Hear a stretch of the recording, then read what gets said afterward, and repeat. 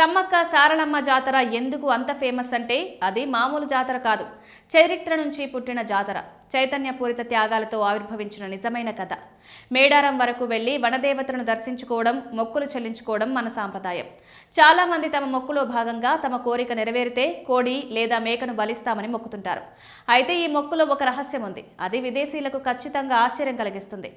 మీరు మేడారం వెళ్లడం ఇదే మొదటిసారైతే మీకు గద్దెల దగ్గర ఒక దృశ్యం కనిపిస్తుంది. బలిచే కోడి లేదా మేకను వనదేవతల దగ్గరకు తీసుకొస్తారు. కాస్త దూరంలో ఉంచి మేకపై నీళ్లు చల్లుతారు. ఆ మేక ఏం చేస్తుందా అని గమనిస్తారు. అది ఏం చేయకుండా బెల్లం కొట్టిన రాయిలా ఉంటే మరోసారి ఆ మేకను దేవతలకు చూపించి మళ్లీ నీళ్లు చల్లుతారు. అప్పుడు కూడా ఆ మేక చలనం లేకుండా ప్రశాంతంగా ఉంటే ఆ మేకను బలివ్వరు. దానికి అర్హత లేదు అని భావిస్తారు.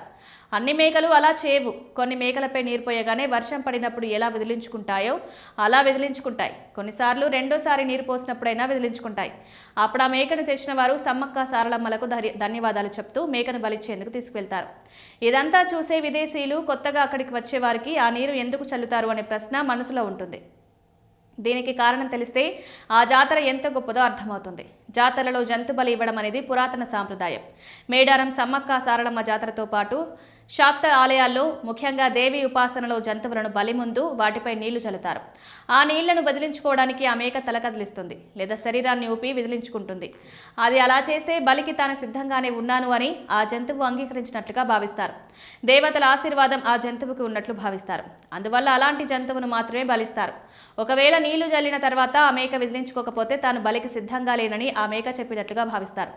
తద్వారా వనదేవతలకు ఆ మేక నచ్చలేదని భావిస్తారు. అందువల్ల దేవతలకు నచ్చని మేక లేదా కోడిని బలివ్వకూడదని భావిస్తూ దాన్ని వెనక్కి తీసుకుపోతారు. దాని బదులు వేరే మేక లేదా కోడిని ఎంచుకుంటారు.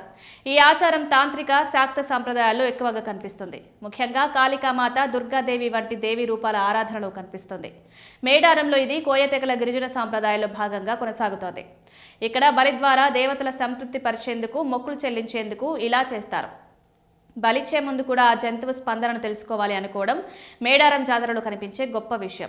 జంతువు సమ్మతి లేకుండా బలివ్వడం శుభప్రదం కావని భావించడం మంచి విషయం. ఇది జంతువును బలవంతంగా చంపడం కాకుండా దైవిక అనుమతితో చేసే రీతిగా చూపిస్తారు.